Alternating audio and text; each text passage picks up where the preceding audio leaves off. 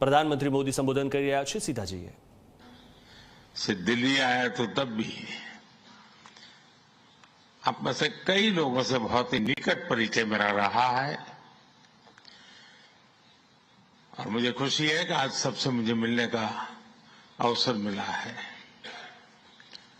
मैं प्रधानमंत्री इशिबा का विशेष रूप से आभार व्यक्त करता हूं कि वे इस फोरम से जुड़े हैं।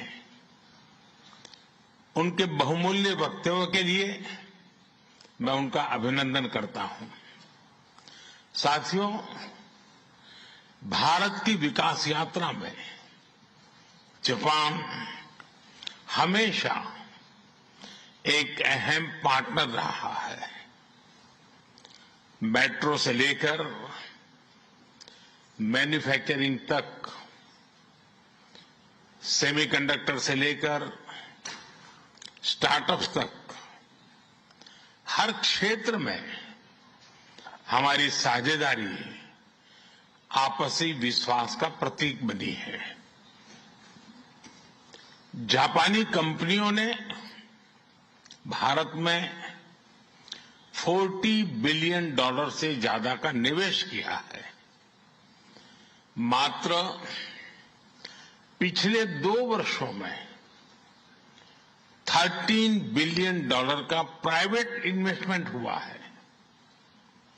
जेबीआईसी कहता है कि भारत सबसे प्रॉमिसिंग डेस्टिनेशन है। जेट्रो बताता है कि 80% कंपनियां भारत में एक्सपांड करना चाहती है और 75% ऑलरेडी मुनाफे में है। यानी in India capital does not just grow, it multiplies. साथियों, पिछले 11 वर्षों में भारत के अभूतपूर्व ट्रांसफॉर्मेशन से आप सब भली भांति परिचित है। आज भारत में पॉलिटिकल स्टेबिलिटी है, इकोनॉमिक स्टेबिलिटी है, पॉलिसी में पारदर्शिता है, प्रिडिक्टिबिलिटी है। आज भारत विश्व की सबसे तेज ग्रो करने वाली मेजर इकोनॉमी है और बहुत जल्द विश्व की तीसरी सबसे बड़ी इकोनॉमी बनने जा रहा है। वैश्विक ग्रोथ में भारत 18% योगदान दे रहा है। भारत की कैपिटल मार्केट्स में अच्छे रिटर्न्स मिल रहे हैं। एक मजबूत बैंकिंग सेक्टर भी है। लो इन्फ्लेशन और लो इंटरेस्ट रेट्स, करीब $700 बिलियन के फॉरेक्स रिजर्व है। साथियों, इस बदलाव के पीछे हमारी रिफॉर्म, परफॉर्म और ट्रांसफॉर्म की अप्रोच है। 2017 में हमने वन नेशन वन टैक्स की शुरुआत की थी। अब इसमें नए और बड़े रिफॉर्म लाने पर काम चल रहा है। कुछ हफ्ते पहले हमारी संसद ने नए और सिंप्लीफाइड इनकम टैक्स कोड को भी मंजूरी दी है।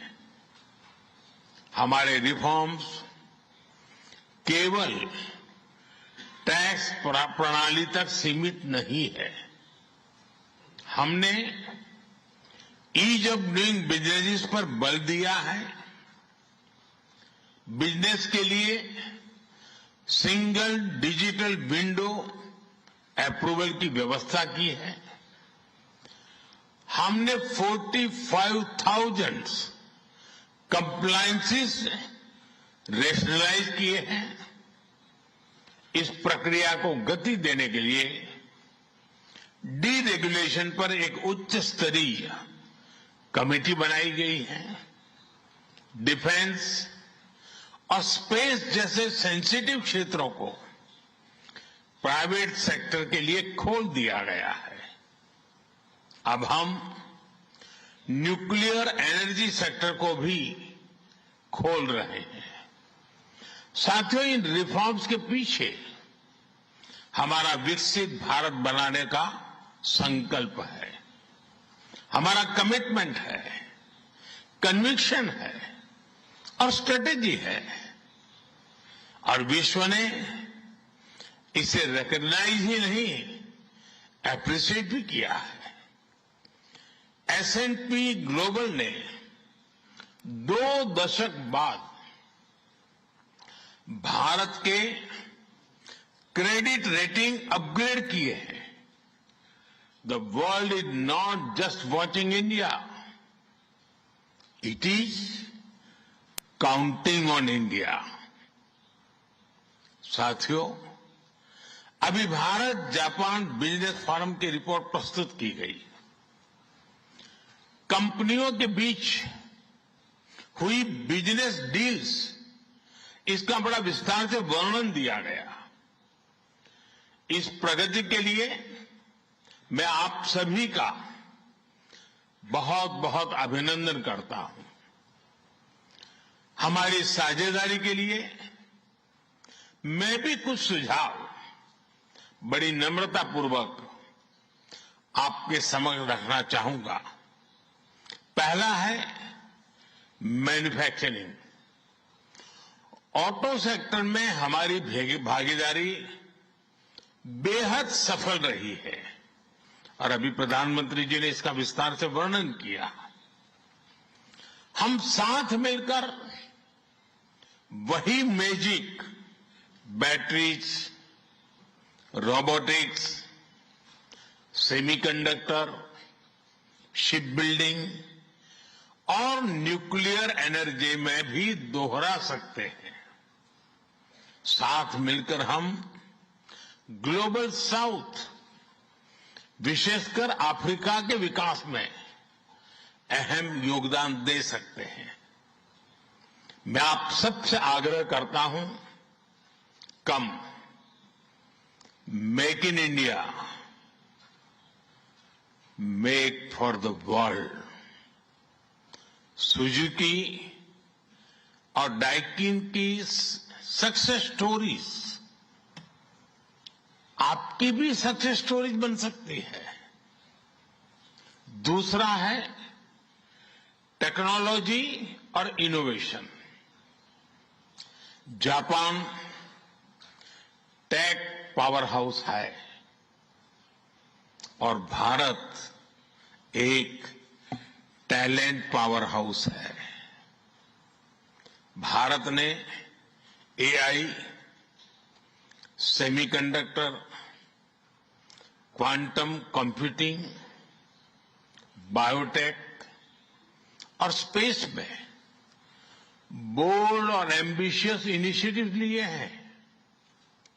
जापान की टेक्नोलॉजी और भारत का टैलेंट मिलकर इस सदी के टेक रिवॉल्यूशन का नेतृत्व कर सकते हैं। तीसरा क्षेत्र है ग्रीन एनर्जी ट्रांजिशन। भारत तेजी से 2030 तक 500 गीगावाट रिन्यूएबल एनर्जी के लक्ष्य की ओर अग्रसर है। हमने 2047 तक 100 गीगावाट न्यूक्लियर पावर का भी लक्ष्य रखा है।